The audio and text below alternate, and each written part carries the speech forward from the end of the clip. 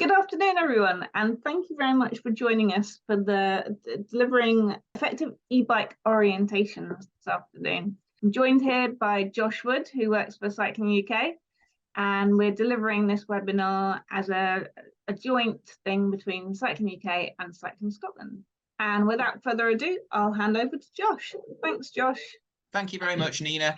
Okay, so thanks for coming along today to this Cycling Scotland and Cycling UK webinar, focusing on how best to run a successful e-bike tryout. My name's Josh Wood, and my day job is working for Cycling UK, looking after their community-facing cycling projects, particularly the Boffy.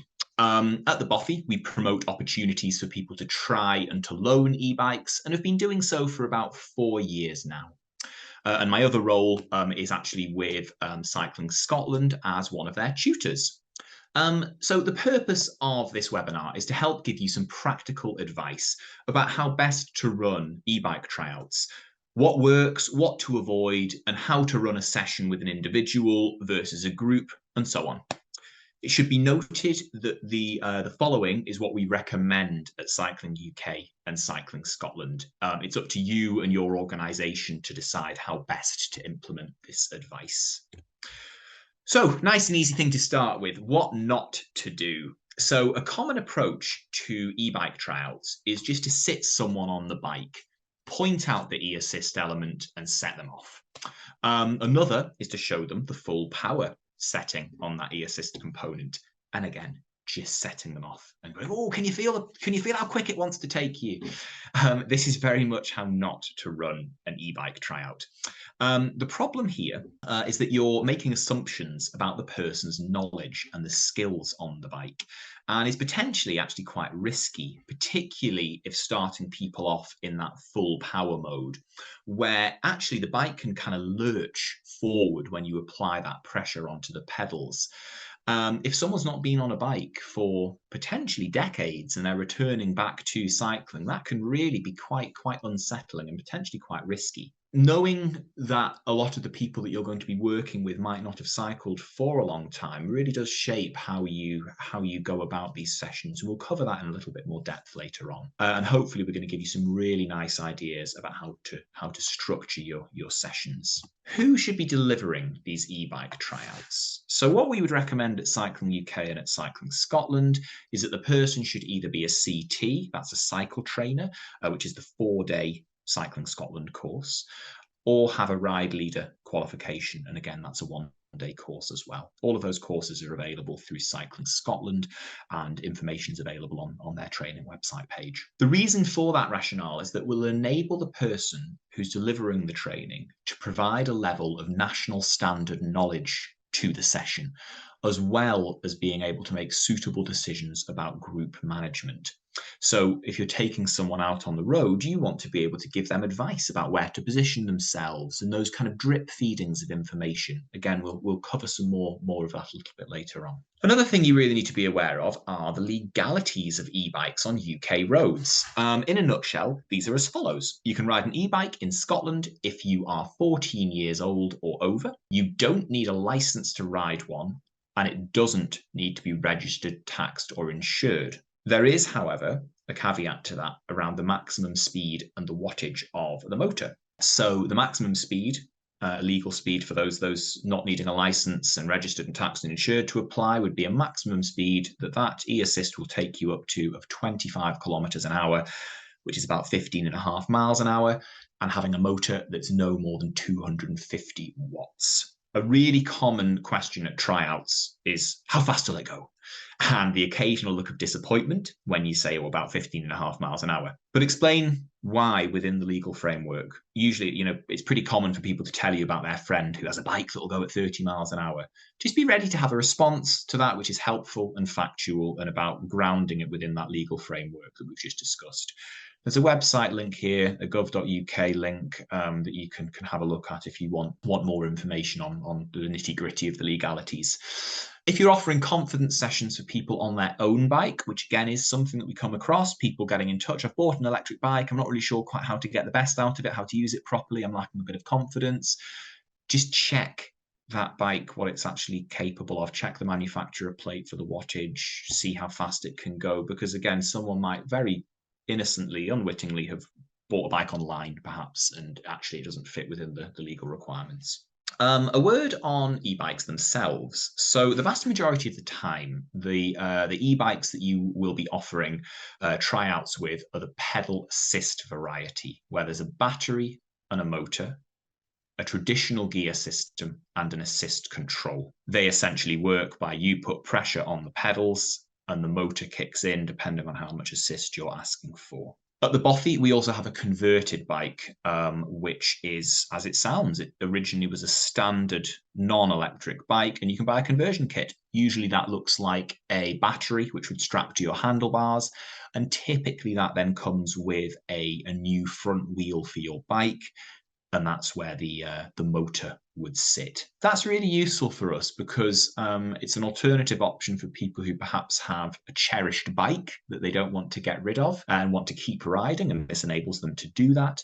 But it also has some different financial implications as well versus buying a kind of off-the-peg new e-bike. Another really important thing to discuss with attendees is to ask if they can actually ride a bike.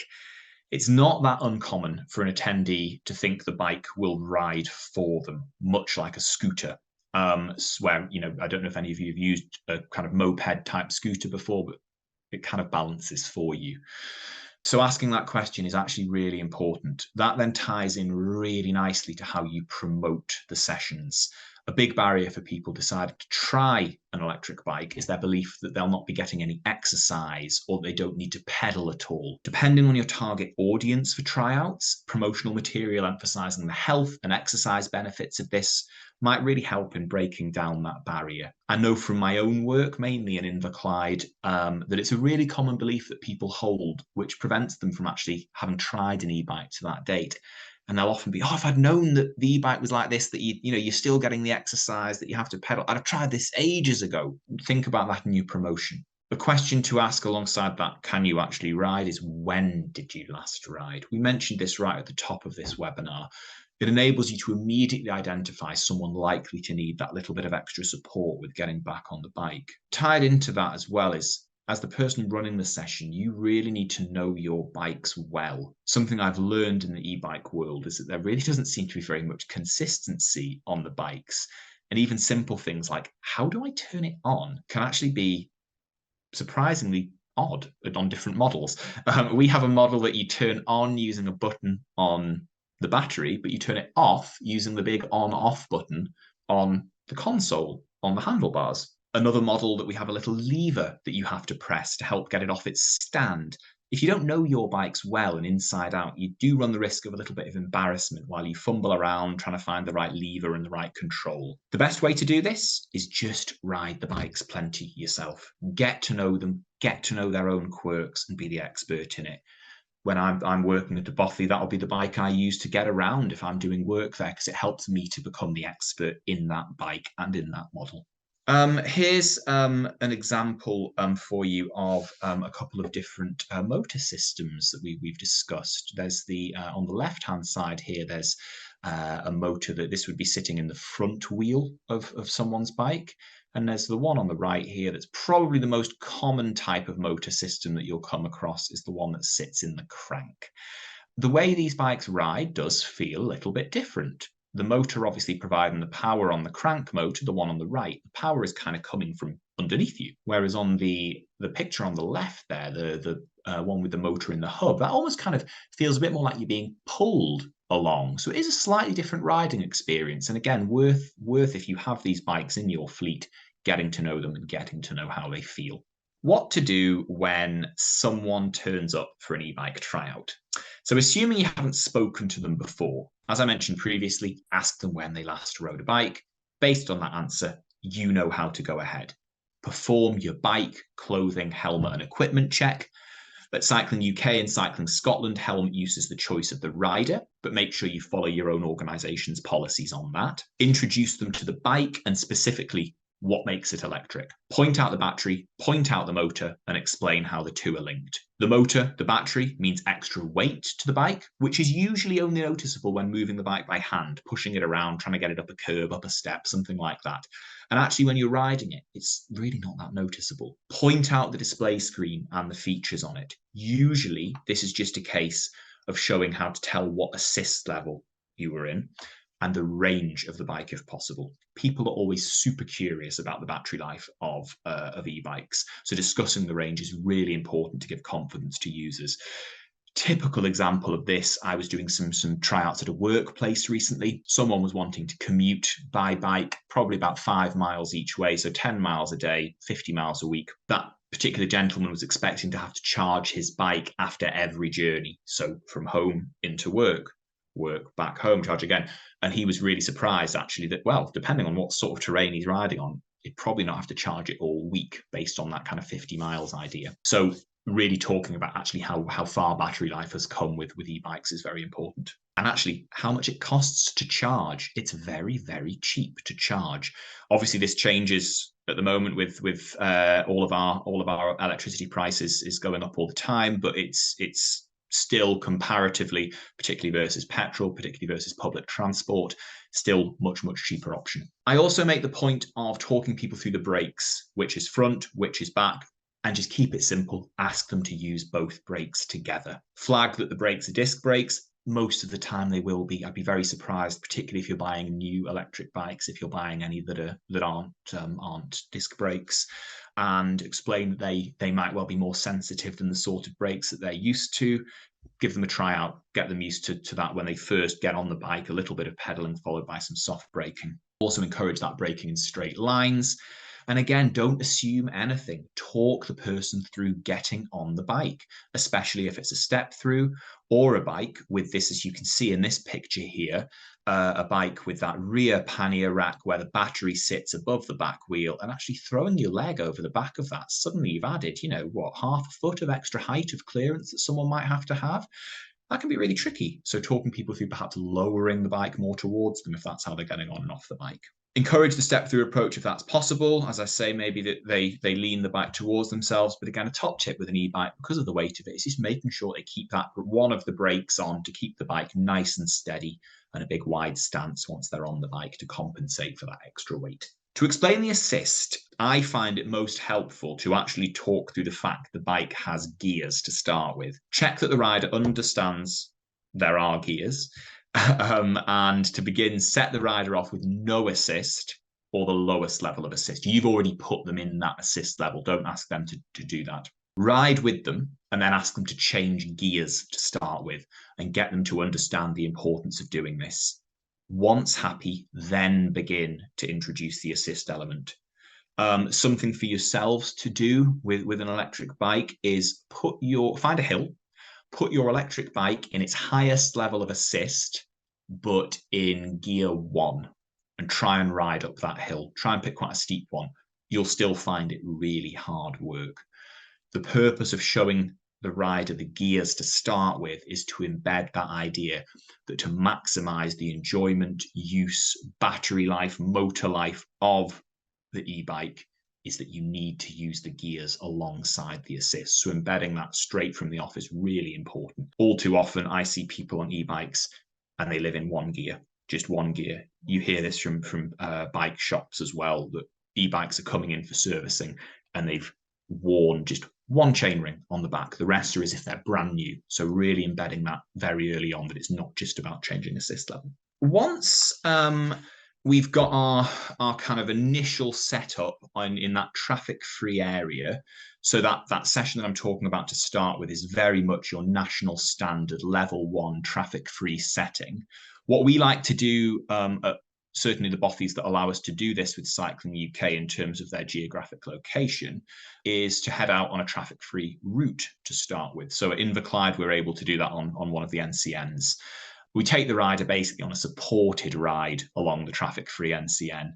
riding with them, continuing to talk them through changing gear, changing assist level. You're that little angel on their shoulders, giving them a little bit of feedback and advice as they go. Each time they stop, again, important thing, checking that they're comfortable, bringing that bike to a nice controlled stop, nice wide stance, they're happy with the weight of the bike. Remind the rider to notch down the assist level again to avoid that lurch forward that they might experience if they've come to a stop in a higher assist level. Ideally, you'd like to take the rider up a hill, which is where the e-bike tryout really, really does come to life. Probably not this hill, although I have no doubt that going up this on an e-bike would be very, very enjoyable. Going up a hill might only be possible on a road. So pick a suitable hill where you can shepherd the rider up the hill and remain in control of the traffic situation. This is where having someone delivering these sessions who's had a background in national standard cycle training or ride leading really comes into its own. What I do to set this up with a rider, I explain to them what we're doing, ask them not to ride closer than about 1 meter from the curb, and to keep well clear of any car doors. I am then able to focus in riding in an assertive primary position, usually behind or just alongside the rider, to control the traffic situation. And again, it enables me to talk the rider through that predictive gear and assist changes as we approach the hill. They will love this. I can guarantee it. You'll see that great big huge e-bike smile at the top. But just remember, going up means coming down. So make sure you remind them to notch down that electric assist before they turn around and come back down the hill, because they're likely to be in one of the higher assist modes, having gone up the hill. The key here is you are making those traffic decisions on behalf of your rider. You're not expecting them to make those decisions. You don't know how comfortable they are on a road. You might have asked them if they're comfortable doing it in the first place, but you don't want them to be making traffic decisions here. This is where that national standard, you're looking after them, shepherding them, really does become an important part of these tryouts. So I would recommend that these tryouts last for around about 45 minutes to an hour, depending on how much riding the person wants to do. You'll notice that what I've talked about so far doesn't have an M check as part of the basic tryout. The reason for that is just so as not to overload the rider. They're there to try the e-bike. The information that they want and need is really just initially e-bike related. And what I instead focus on is, as I mentioned before, show them the motor, show them the battery, show them the electric display. That's enough to start with. Obviously, you've performed the M check on whatever bike you're using, or if the person has brought their own, you can take it from a moment and just do a quick M check on their behalf before it gets used in the session. Should the tryout result in a short-term loan, which often is the case at the bothies, that's a lot of the work we do, a tryout which might then lead to someone wanting to loan the bike so they can imagine it within their life before taking the decision to buy. Of course, what we would then feature in is actually showing the rider how to perform that confident M check. We're giving them one of our bikes and we want them to be able to know how to check it's safe. But what I would also want to see with that is also a slightly longer tryout, which features some national standard training, some proper kind of national standard level 2, perhaps level 3, depending on what the rider's wanting to use the bike for. Ask how they're planning on using the bike. If they solely want to use it for traffic-free riding, tailor the session to that. And then you can offer additional level 2 and level 3 support as needed. But to be honest, I really like to know that the person that we're working with has some national standard knowledge against COPs, that control, observations, positioning, priorities, signaling. It's a great chance to actually drip feed in some information about national standard riding with someone, an opportunity you might not get again with this rider. You know, if they fall in love with the e-bike, go buy their own, they might not then ever think that they want or need any training. So this is a great opportunity to embed some really, really useful skills with this rider that are really hopefully going to enhance their enjoyment and confidence with riding. And that's the key word here, confidence. Please, if what I'm mentioning here, national standards, essential cycling skills, primary position COPs, if all of this is kind of meaningless to you, please do get in touch with the training team at Cycling Scotland. some information, contact details are at the end of this webinar, but even if it's a case of you organising maybe an essential cycling skills session for yourself to see what it's like, what it involves. Oh my word, has that really changed the way I think about cycling? Then I'd really recommend that. Following the session, the rider is usually in a really good mood, has lots of questions about the bikes, things about battery life, charging times, and costs. They're the main ones. So we've got a couple of links for you here from Cycling UK. One particularly just general guide to electric bikes and e-cycles.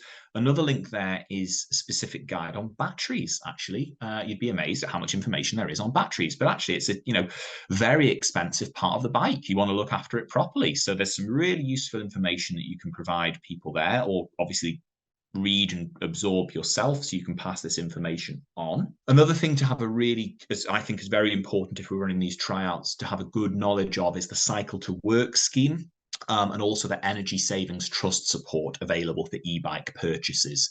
Worth knowing about, as I mentioned before, is also the conversion kits that are available on the market.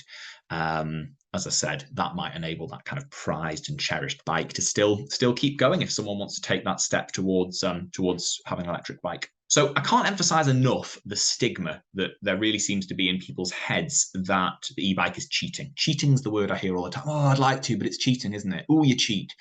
Please do your best to reassure the person riding that it remains as challenging as they wish it to be, based on the assist that they ask for. For many people, the e-bike just means getting where they want to go to faster, or maybe they can now ride much further than they previously did. So actually, they're getting more exercise. Maybe they go over more hills now. Really just do your best to reassure the person that it is not cheating. It's still fantastic exercise. There's studies more and more all the time that actually really support that this is still very, very good cardiovascular exercise. And try and break that barrier down. The above, all that I've talked about so far, assumes that you're working with maybe one or two people at once. And you have a decent chunk of time with them, as I mentioned, that kind of 45 minutes to an hour. Sometimes, though, pop-up events are run, often at workplaces, where staff can come and try the bike during a lunch break, that sort of thing, or you're there for a few hours during the day. Great way to run this is to pick a traffic-free area, usually controlling the car park of the workplace, and talk the rider through the bike as above, but then let them ride unaccompanied. You can then see them ride away and communicate with them as they do so, but it allows them a little bit of self-explored riding. These tryouts are usually about 5 to 10 minutes, but it's really still very important to have that initial thing of explaining how the bike works to the rider. Remembering the assist, the brakes, the gears, all of those key things, getting on and off the bike. The decision around that traffic-free area where you can still observe the rider is really important, because if you're using a shared space, thinking of our hierarchy of responsibilities with the new highway code, if you set a rider off who perhaps isn't aware of those hierarchies of responsibilities on a bike they've not ridden before, the priority really is with any walkers on that path, and we have a responsibility, a duty of care to look after them. So making sure that if you're picking a training area, that actually you are still observing that new highway code and giving priority to those other users. You also, with these tryouts, want to be in a position, I think, to signpost someone to a more detailed one-to-one session following it. Have some flyers ready to give out. Right, you enjoyed that, great. We'll organize a 40-minute ride. We'll go find a hill. That's when it really comes to life for you. Make sure you kind of have an ability to follow these tryouts up with people. The idea with these structured sessions is that it's a way for people to understand how the bike works and how it can help their riding. It's especially useful to explain how the assist can benefit in headwinds, hills, arriving to work potentially unsweaty, or even the simple thing of not having to be full of beans each morning to make the commute. That decision, shall I cycle today, shall I not, becomes a lot easier with an e-bike. A word on cargo bikes. So it's important that we mention cargo bikes here because they are nearly always electric assist, but the riding of them really does need a structured session. People who just get on a cargo bike and begin riding it, self-assisted, self-exploring, often really won't like the experience, particularly if they've not ridden for a while. They're coming back to biking or don't ride regularly. They can often then just decide that it's just not for them and be put off. the structured session really does allow that person to develop their riding skills and confidence with the bike in a way that means they leave the sessions competent and confident riding what can often be a challenging bike. Cycling Scotland have much more information available on their website about cargo bike specific training. And actually, we're planning a future webinar specifically similar to this, but specifically about cargo bikes. Finally, a word on adapted bikes. So again, often these are electric assist, and it's a case with adapted bikes of, as the expert, you just need to get to know them. Spend time riding the bike and getting to know its quirks, getting in and out of the bike, how the assist works, parking brakes, all those different things are really key to learn. But one of the perhaps main things to realize with an adapted bike, an electric adapted bike as well, is how they tip. If they're three wheels, they'll reach a point where the balance and control of riding it, you need to lean your weight differently. And actually, the risk with these is that overbalancing and that tipping. So in many ways, you as the expert kind of need to learn its limits. I'm not saying go and tip yourself out of a bike, but get to know its turning circle, get to know how to lean with it. And actually, you'll then be able to offer really good tryout experiences with people using these adapted bikes. There's lots of different adapted bike models on the market, similar to cargo bikes, similar to e-bikes. All of them have their own quirks. Get to know them. So finally, please just remember, why are you doing an e-bike tryout? For me, for Cycling UK, the Bothy, for Cycling Scotland, it's about giving someone the opportunity to try a bike, so they're going to go away more confident and competent and excited to ride a bike. Going away excited. Oh, I've had to go on an e-bike today. I'm thinking about buying one. That's what you want from the session. And the only way that you can do that is if someone goes away confident and knowing that you've got this window of time with someone to make them as confident and happy as possible riding the bike. There's a couple of email addresses here for you. There's the training@cycling.scot email address. Obviously, that's the training team at Cycling Scotland. They'll be able to answer any training specific questions that you have. And there's my email address there at Cycling UK, joshua.wood@cyclinguk.org. If you've got any questions about today, about running trials, please just get in touch. Very happy to chat anytime. As I say, myself and the team at the Bothy and our Rural Connections project at Cycling UK as well, a huge amount of experience of running e-bike tryouts now. It does form probably the bulk of the work that we do. E-bike tryouts, e-bike loans. So yeah, very happy to share our experiences with anyone who would like. Thanks, Josh. That's a really informative session. I really enjoyed that. We had a couple of questions from people who had joined on the session. The first one was, is there any cycle maintenance or servicing? Are there any of those courses that are available to provide support for these types of bikes? So at the moment, not that I'm aware of, insofar as most of the maintenance you'll come across with an e-bike is the day-to-day stuff. The same stuff you'd come across with a standard non-electric bike. Your wheels are out of true, you've got a puncture, the gears are skipping a little bit, all of those sorts of things. When it comes to the actual battery and the motor, as far as I'm aware, because when we've been doing this through our bikes that we have at Cycling UK, it's a case of the bike shop doing it, usually plugging it into a computer, as far as I understand, if there's been any error messages or glitches that have arrived, and dealing with it that way. So yeah, at the moment, there isn't any kind of course for that. Typically as well, our reasoning for that is usually the bikes that we've bought are under warranty with the bike shop. So us getting a screwdriver out and tinkering with a motor is probably not a good idea while it's on warranty. Absolutely. And there's one final question. There's one person who's been viewing that has asked, do you use the gears on an e-bike just like you do on a normal bike? Literally just the same. So best thing to do if you get opportunity to ride an e-bike, get on it, don't bother with any assist at all, and just ride it like a normal bike and understand, oh, cool, right, great, the gears are exactly the same. The main difference you'll notice gear-wise is typically you've only got gears on your right-hand handlebar. There'll be the kind of cassette on your rear wheel, and you'll be changing up and down that cassette. There won't be any gears on your left-hand handlebar, those ones that normally would be where your pedals are.